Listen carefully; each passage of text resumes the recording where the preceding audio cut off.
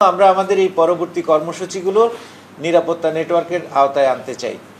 আমি যেটা চাচ্ছি, আপনারা যদি সম্মত হন, আপনাদের প্রত্যেকটা রাজনৈতিক দলের, যেহেতু আপনাদের সভা সমাবেশ হবে, আপনাদের কিছু স্বেচ্ছাসেবককে যদি আপনারা নির্ধারণ করেন, তাদেরকে এরকম বিভিন্ন ভেন্যুতে নির্বাচনী কার্যক্রম পরিচালনা, সেটা সভা সমাবেশ, র্যালি, সিম্পোজিয়াম যেটাই হোক, তাদেরকে আমাদের কিছু সিকিউরিটি সংক্রান্ত কিছু ব্রিফিং আমরা দিতে পারি।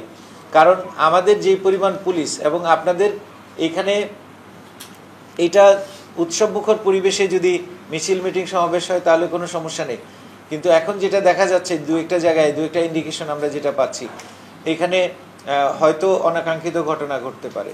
তো সেটার জন্য আমাদেরকে সর্বতভাবে প্রস্তুত থাকতে হবে। সেটা প্রস্তুত থাকার জন্য তাহলে কি, আমরা আমাদের যে পরিমাণ ক্ষমতা বা আমাদের যে পরিমাণ পুলিশ ফোর্স, এই ফোর্স দিয়ে আমরা সবার সিকিউরিটি এনশিওর করতে পারবো না।